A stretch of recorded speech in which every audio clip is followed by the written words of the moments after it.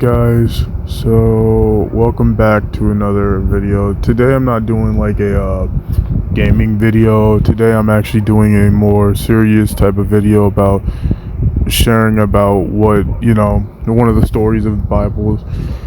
This is in Genesis 50.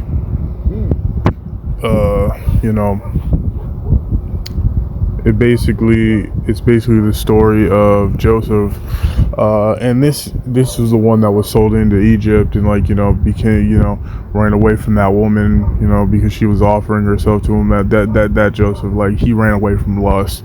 So here's basically what I wanted to read to y'all today. When Joseph's brothers saw that their father was dead, they said, "Perhaps Joseph will hate us and may actually repay us for all the evil which we did to him." So they sent messengers to Joseph, saying, "Before your father died, he commanded, saying, Thus you shall say to Joseph, I beg you, please forgive the trespasses of your brothers and their sin, for they did evil to you. Now please forgive the trespasses of the servants of the God of your father." And Joseph wept and spoke to them. Then his brothers also went and fell down before his face. They said, "Behold, we are your servants." Joseph said to them, "Do not be afraid, for I am in the place of God. For am I in the place of God? But as for you, you meant evil against me, but God meant it for good, in order to bring it about as it is this day, to save many people alive. Now therefore, do not be afraid. I will provide for you and your little ones." And he comforted them and spoke kindly to them.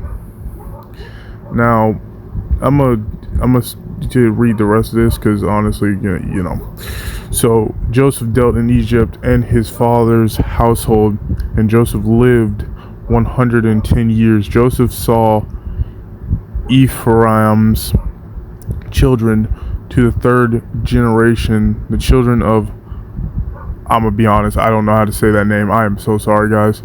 The son of I can't say these names. Okay, were also brought up on Joseph's knees, and Joseph said, "Brethren, I am dying, but God will surely visit you and bring you out of this land, to the land of which he swore to Abraham, to Isaac, and to Jacob." Then Joseph took an oath from the children of Israel, saying, "God will surely visit you, and you shall carry up my bones from here." So Joseph died, being 110 years old, and they embalmed him, and he was put in a coffin in Egypt. So basically what I want to actually say about this is, if I come back up here, it is, hold up, let me see. Okay, so if someone does evil to you, it literally says this: "But as for you, you meant evil against me, but God meant it for good, in order to bring it about as it is this day, to save many people." Someone might, do evil against you, but, that evil, God might actually make it, he might do it, it says, "But God meant it for good." So basically, in order to bring it about as it is this day, to save many people alive. So while you're going through something hard, God might be putting you through that to get a good turnout from it. Basically, what happened to Joseph, he was sold off to Egypt, and basically, you think something bad would happen to him, but no, since God was with him, he turned that situation around into his favor, because Joseph was a man who believed in God. Basically, he basically kept his commandments. Now, no one's perfect. He wasn't perfect. Obviously, he's not perfect, but he did what he was told. He basically, moral of the story is, if someone does evil to you,